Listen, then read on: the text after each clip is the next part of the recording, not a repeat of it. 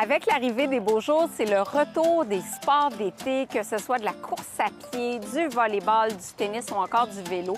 Les sportifs se réjouissent de renouer avec leur sport préféré. Maintenant, qu'est-ce qu'on mange avant, pendant et après l'activité physique? Avant l'activité physique, on ne se le cache pas, le corps, les muscles ont besoin de glucides, des glucides essentiellement complexes. Donc, plus on est loin de la période de début d'activité physique, plus on prend des glucides lents. Donc, j'ai nommé, par exemple, des produits céréaliers à grains entiers, ça serait vraiment parfait.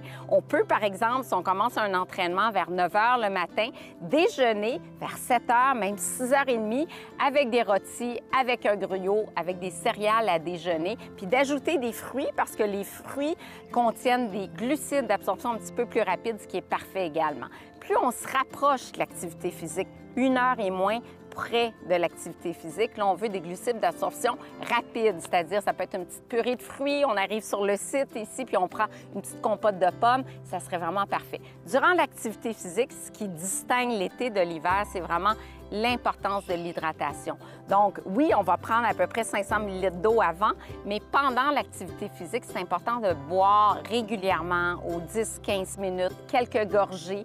Et puis comme ça, on s'assure de rester bien hydraté parce que la performance dépend de 2 facteurs.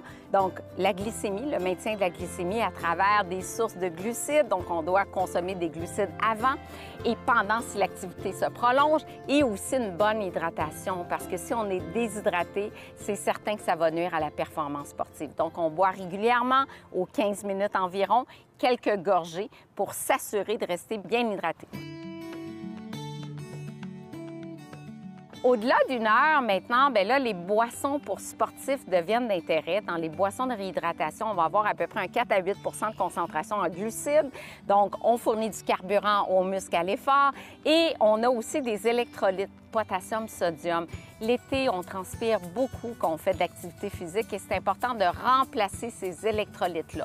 Oui, ça peut être des boissons commerciales, mais on peut aussi se faire une boisson de réhydratation maison en mélangeant, par exemple, du jus d'orange avec de l'eau et une petite pincée de sel. Comme ça, on a naturellement du potassium dans le jus d'orange et puis le sel va apporter un peu de sodium et c'est parfait.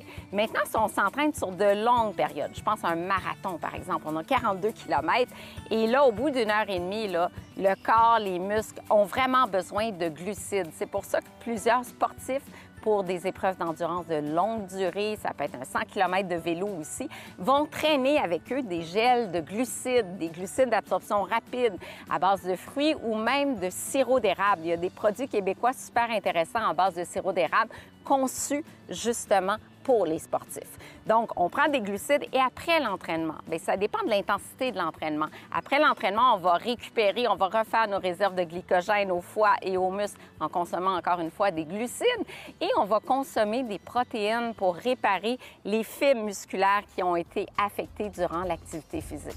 Maintenant, si on a couru un marathon, bien là, le marathon, c'est une grande épreuve. On dépense beaucoup de calories. Par exemple, une femme de 130 livres va dépenser 2500 calories au cours d'un marathon de 42 km, donc c'est beaucoup. On peut se permettre, au retour de l'activité, une belle assiette de pâtes, ça apporte des glucides, avec bien sûr peut-être une sauce à la viande pour aller chercher les protéines. Voilà pour mes conseils de nutrition sportive. La saison, elle est courte. Je vous rappelle que c'est important de bouger pour sa santé physique et mentale. Bonne saison!